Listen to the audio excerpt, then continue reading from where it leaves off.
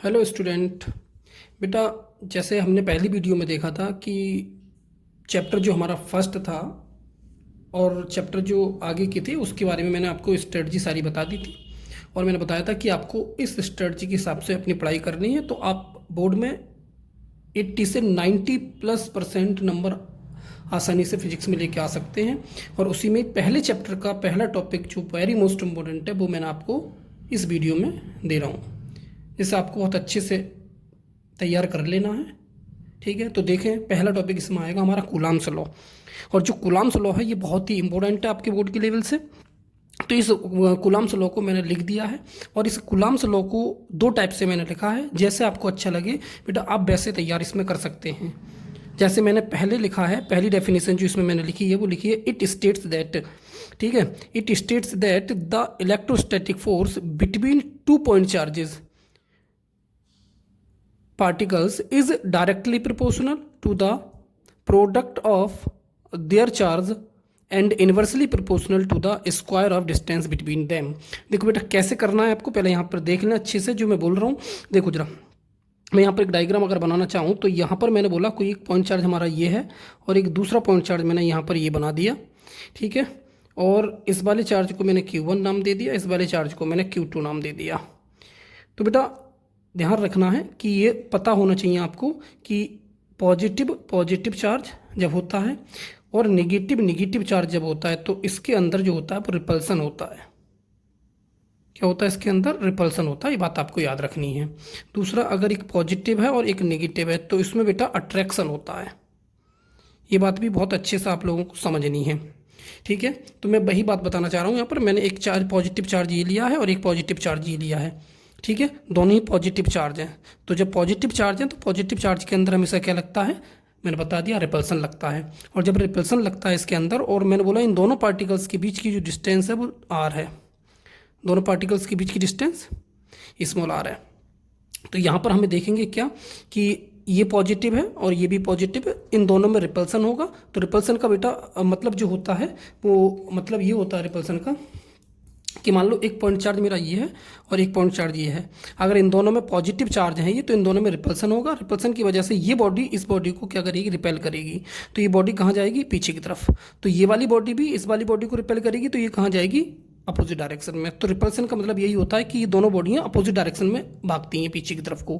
Attraction का मतलब क्या होता है कि ये बॉडी एक दूसरे की तरफ को अट्रैक्ट होती हैं ऐसे। तो यहाँ पर अभी मैंने जो बात करी है वो रिपल्सन के बारे में बात करी है, ठीक है बेटा। तो मैं इसी के बारे में आपको बताना चाह रहा हूँ कि इन दोनों में क्या होगा, रिपल्सन की वजह से ये बॉडी इस वाली बॉडी को फोर्स करेगी तो ये बॉडी इधर की तरफ को जाएगी, इस पर फोर्स लगेगा F1, ठीक है बेटा, मतलब F फोर्स लगेगा, F1 नहीं। तो ये वाली बॉडी भी इधर की तरफ को इसे फोर्स करेगी तो ये किधर जाएगी, इधर की साइड जाएगी, ठीक है। तो ये फोर्स ऑफ रिपल्सन लगा है मेरे प्यारे बच्चों, ठीक है। तो मैंने इसी को बनाकर इसे दूसरा अट्रैक्शन में भी बना सकते हैं इसे हम दूसरे डायग्राम को। जैसे मैं यहाँ बना के आपको बता दे रहा हूँ कि अगर मान लो ये पॉइंट चार्ज ये है और दूसरा पॉइंट चार्ज ये है, अगर यहाँ पर पॉजिटिव चार्ज है और यहाँ पर नेगेटिव चार्ज है, ठीक है प्यारे बच्चों, और इनके बीच की डिस्टेंस R है, तो यहाँ पर होगा क्या, इन दोनों में अट्रैक्शन होगा जिसकी वजह से ये फोर्स इधर की तरफ को लगेगा और ये भी कहाँ जाएगा, इधर की तरफ को जाएगा। तो इसमें अट्रैक्शन लगेगा, ठीक है मेरे प्यारे बच्चों। जब इनमें अट्रैक्शन लगेगा तो अट्रैक्शन की वजह से देखो यहाँ पर जो डेफिनेशन हमारी बनेगी वो डेफिनेशन क्या बनेगी, तो मैंने वही लिखा है। देखो जरा सामने को जो लिख रहा है कि इट स्टेट्स दैट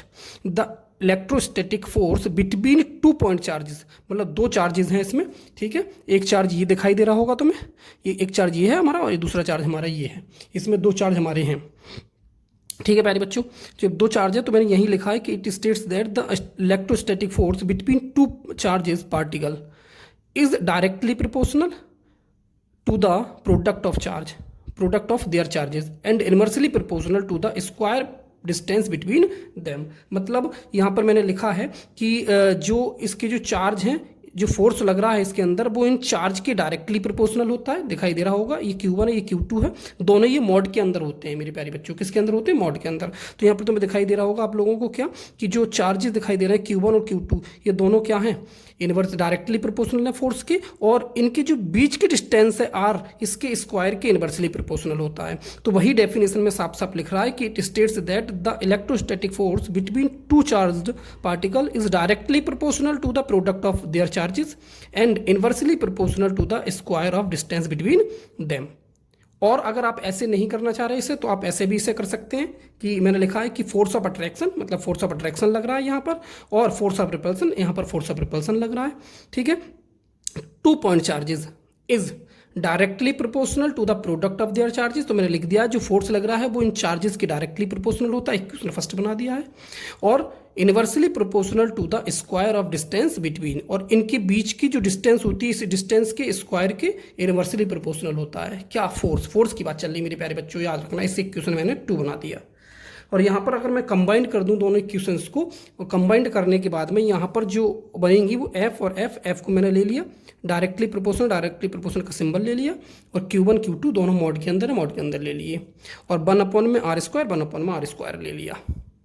और अगर ये लेने के बाद में हमें दिखाई दे रहा होगा यहाँ पर क्या, इन दोनों को कंपेयर जब करा है तो यहाँ से डायरेक्टली प्रोपोर्शनल का साइन हटाएंगे तो ये कांस्टेंट आ जाएगा के, और जब कांस्टेंट के आएगा तो यहाँ पर हम लिखेंगे Q1 Q2 r² लिख दिया मैंने। बेटा यहाँ पर जो के है वो वेयर के इलेक्ट्रोस्टैटिक फोर्स कांस्टेंट होता है, या फिर इसे हम कूलाम्स कांस्टेंट भी बोलते हैं। क्या बोलते हैं इसे, कूलाम कांस्टेंट भी बोलते हैं। ठीक है, और उसके बाद में इसकी जो वैल्यू होती है वो होती है 1/4πε0, और इसकी भी जो वैल्यू होती है वो 9 × 10⁹ होती है मेरे प्यारे बच्चों।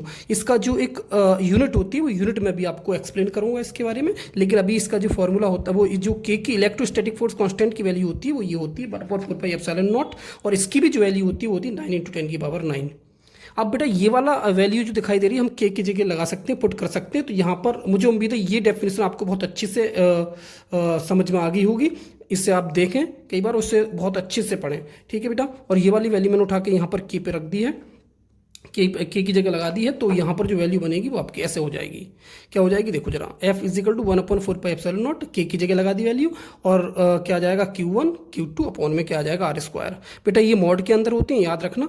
मतलब मॉड के अंदर की बात मैं ये बोलना चाह रहा हूँ कि अगर पॉजिटिव की है कोई वैल्यू तो वो यहाँ पर पॉजिटिव की ही रहेगी, और अगर निगेटिव की भी है तो भी वो हम पॉजिटिव की ही लगाएंगे। ये होता है इसका मॉड का मतलब। और यहाँ पर मॉड लगा नहीं लगा, मैंने यहाँ से हटा दिया है, तो यहाँ पर फॉर्मूला जो बन जाएगा इसका वो बनेगा F = 1/4πε0, और आ जाएगा Q1 Q2 अपॉन में r², मेरे प्यारे बच्चों। और उसके बाद में यहाँ पर ये फॉर्मूला इसका बन गया है। और अगर ये फॉर्मूला बना है तो फॉर्मूला, अब इसकी जो यूनिट है और जो डायमेंशन फॉर्मूले हैं वो बेटा मैं आपको अगली वीडियो में बताऊंगा।